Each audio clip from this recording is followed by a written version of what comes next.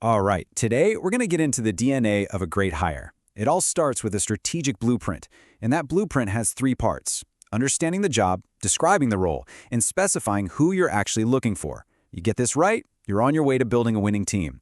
But if you get it wrong, well, you're basically building on sand. So, you need to hire someone. You know you need a star player, but where do you even begin? Is the answer to just post a quick ad and hope for the best?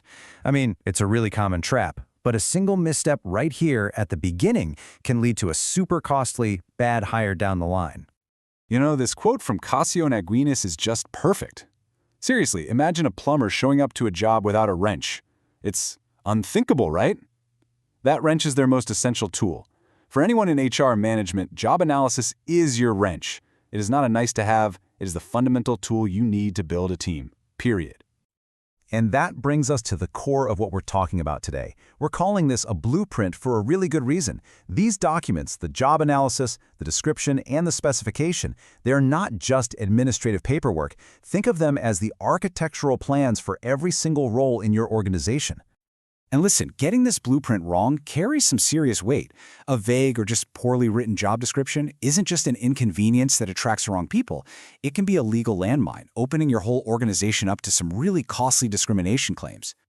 So yeah, this process is absolutely non-negotiable, and it really boils down to two critical reasons. First, it's your legal shield. Laws like Title VII of the Civil Rights Act demand that hiring decisions be job-related.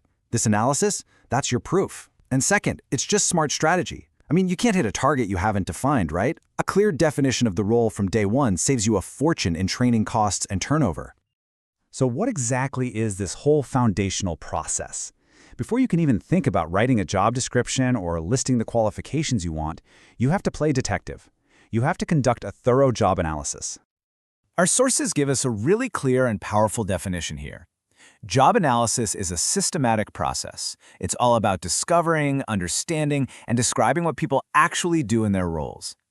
And then from there, you start to develop hypotheses about the personal characteristics, the attributes that are necessary to do those things successfully. Now that might sound a little academic, but the process is actually pretty practical. It really just boils down to three core steps. First, you gather data. You can do this through interviews, direct observation, or by using incredible resources like the Department of Labor's ONET database. Second, you use that data to define the work, breaking a complex job down into its major duties and the specific tasks. And finally, the most important step, you infer the essential human attributes needed to do it all. And the entire goal of that analysis is to uncover a job's KSAOs. This stands for knowledge, skills, abilities, and other characteristics. Knowledge is what you know. Skills are what you can do. Abilities are your natural aptitudes, and other characteristics covers everything else, like personality and values. This right here becomes the DNA of your ideal candidate. Okay, so you've done all the analytical groundwork. You have your list of KSAOs. What happens next? This is where your investigation turns into practical, usable tools for hiring. The two key outputs are the job description and the job specification. And these two documents, they're really just two sides of the same coin, and they're both born from your analysis. The job description focuses on the job itself. It answers the question, what work gets done here? The job specification zooms in on the person, answering what qualities are needed to do that work. So one describes the role, the other describes your ideal hire. Simple as that.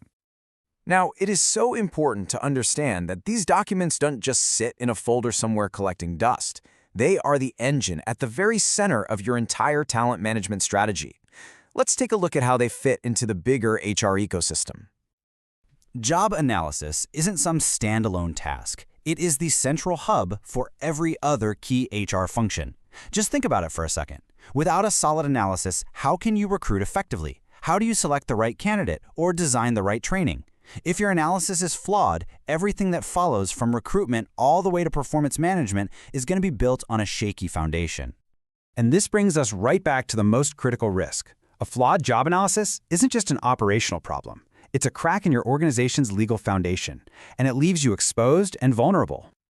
Look, laws like Title VII and the Americans with Disabilities Act are crystal clear. You cannot discriminate.